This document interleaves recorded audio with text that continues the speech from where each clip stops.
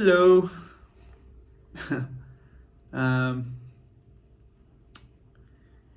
yeah, so I wanted to take a break from reading the news. There's a lot of terrible things going on in the world. It seems especially recently. I just wanted to document, maybe just for myself and for any strange soul who stumbles across this video, my experience reading a short story called The Garden Party by Katherine Mansfield. And I guess before I talk about this experience, which happened on Saturday, which coincidentally is also the same day that all these terrible new things in the world started happening. I feel like I'm just not qualified to get into that, and you should go. This is just not what that's about. I wonder if that's okay. I think that's okay. Anyways, going forth selfishly, Saturday morning, let me give you some backstory from my personal life. Me, Scott. This is Scott's channel. Welcome. Saturday morning, my girlfriend left me, not permanently. I know that sounds bad. Just, she left to go on a vacation with her mom and her grandma, which is very exciting. And we lived together most all the time, so I had to face down the barrel of like 2 weeks alone. And not just alone, but alone here in Istanbul, where I don't really have any friends or anybody that I see regularly. So what happened was she left, and then I got up and cleaned up the Airbnb where we were staying really quickly, kind of chaotically, got out of there. I had to come to this new place to meet this guy to get checked in. He ended up being a really cool dude. He took me up into this great apartment, a lot of great, inspiring art, and more importantly, there he has this small stack of books, and I was really excited to see that he had a very tasteful selection. He has To Kill a Mockingbird, a Milan Kundera book, Animal Farm, Orwell, and then he had this book called 50 Great Short Stories, edited by Milton Crane from Bontam Classics. It's like, that's great. So I picked this up off the little shelf, I guess, here, and I went outside. I went to a cafe. I walked around and sat down at a cafe, and I was like, I'm going to read this book. And then I tried to read just a couple pages of the first short story. The first short story in 50 Great Short Stories is The Garden Party by Katherine Mansfield. And that had a very kind of familiar name to it, but I don't know why. I really don't know who Katherine Mansfield is, and I still haven't looked her up. And I'm sure that's just totally ignorant, but kind of willfully ignorant, and I'll get to that. But yeah, I'm sitting at this cafe, and I tried to read a page or two, and I got about that far. But I think just with everyone around me, and the noise, and just like the self-consciousness of like reading in public, I just kind of was bored and unable to get into it when the short story starts about this marquee, which I'm not 100% sure what that is. It seems like a stage or some kind of gazebo or something that they're setting up for this garden party. So anyways, I didn't read it. And then I came back, and I was alone in this upper story apartment. It was quiet. There's this beautiful table here where I have my janky little phone camera set up on paper towel roll and like a water jug supporting it. And I was like, you know what? I have not been this alone in a long time with nothing to do. I'm just going to sit down and read these 15 pages and see what The Garden Party is all about. And I don't know if any of you have read The Garden Party, but it completely stunned me. And it's so bizarre to talk about because I can't really say why.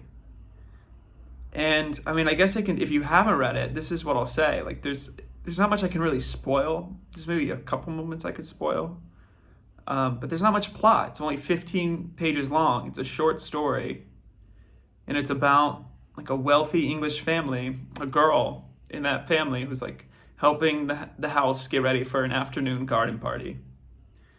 And I guess I'll say something happens, one thing happens, or like news of one thing happening reaches the family and the staff as they're getting ready for the garden party, and that kind of sets the tone.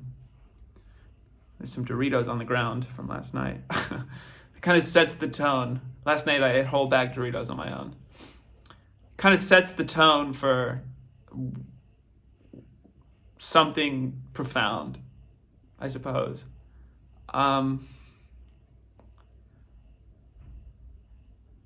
Yeah. I'm sure you could go find this online. Just type in the garden party. There's probably just a web page with the whole short story there. Sit in a quiet place and read it and let me know what you think, because I don't know how to say this anyway, but this is a story about life, about the kind of profundity of being alive. And that probably doesn't make any sense unless it does, unless you're one of those people where that clicks and that means something. Yeah. And at the end of the story, it's this girl. She's had this profound experience. I keep saying that word. I'll stop saying it. Profound. Everything's profound. It is what it is. And she is trying to put into words for her brother. And this is the moment that got me. And I'm just going to read it. Isn't life, she stammered, isn't life. But what life was, she couldn't explain. No matter, he quite understood. Isn't it, darling? That brought a tear to my eye. It almost brings a tear to my eye now. And it's so strange to say, but it's so beautifully written. And the whole short story leading that moment is just so mundane and sort of everyday. You know, like you're just going about your life and something bad happens and this little girl, I'm just going to spoil it. Fuck it. So here's the spoilers. If you should go read it and then come back. A man dies, just a man down the road. They get news that he died, and he's like a neighbor, but he's from a lower class. There's sort of a class discussion happening in this story, because in the very beginning, this little girl eating her toast has to tell I don't even know if she's little. I don't know how old she is. She could be like 12. She could be 14. She could be 8. I have no idea. But she's eating her toast. Her mom told her to direct the workmen. And there was a very clear, like she was kind of navigating that space of being this posh young girl, telling the workmen what to do. But she was also kind of in love with their demeanor and their attitude. One of them sniffed some lavender, and she thought that was just magnificent, that he would take some time to sniff some lavender before going to work. And then this working class man dies. They hear news of it from down the road. One of their neighbors who lives, I guess, down the hill from the beautiful mansion in sort of like the ghetto, not really the ghetto, just like the lower class area, neighborhood, which leads to the mansion. And the girl is like, we have to cancel the party. And everyone else is like, what do you mean? Like, why would we cancel the party? And that's a really interesting question. She has that naive innocence of common humanity, of just, why wouldn't we cancel the party? A man died. Like, his family is heartbroken. They're going to hear the music. She says they're going to hear the band playing. How could we do that? And of course, everyone's like, oh, we can't cancel all the parties just because someone dies. And it's kind of like, yeah. I mean, everyone's so in their own world and bubble. And I'm not saying that's a bad thing. It's just the way it is. Like we have celebrations. And if you look at the world, if you ever read the news, there's never really a good time to celebrate, because there's always something terrible and atrocious happening somewhere against human beings. And at some point you have to grow out of that. Or maybe you just naturally grow out of that. Or maybe you don't. Maybe we shouldn't grow out of that sense of something bad is happening to human beings. And that viscerally affects me, no matter where they are, who they are.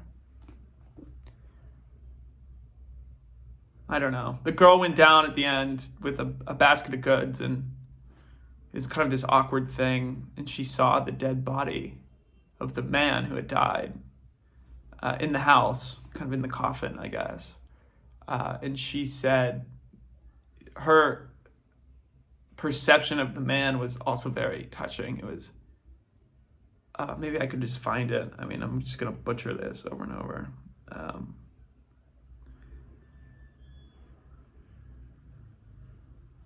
There lay a young man fast asleep, sleeping so soundly, so deeply, that he was far, far away from them both.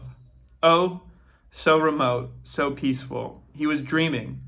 Never wake him up again. He was given up to his dream. He was far from all things. What did garden parties and baskets and lace frocks matter to him? He was wonderful, beautiful. While they were laughing and while the band was playing, this marble had come to the lane. Happy. All is well, said the sleeping face. That is just as it should be. I am content. Kind of mixed some of the sentences there, just seeing what was interesting. But death. Freedom from garden parties and from hard work and from all of life's stresses and anxieties. And for those that are living, who go on living, we have to always just remember, or just remind ourselves that this is life.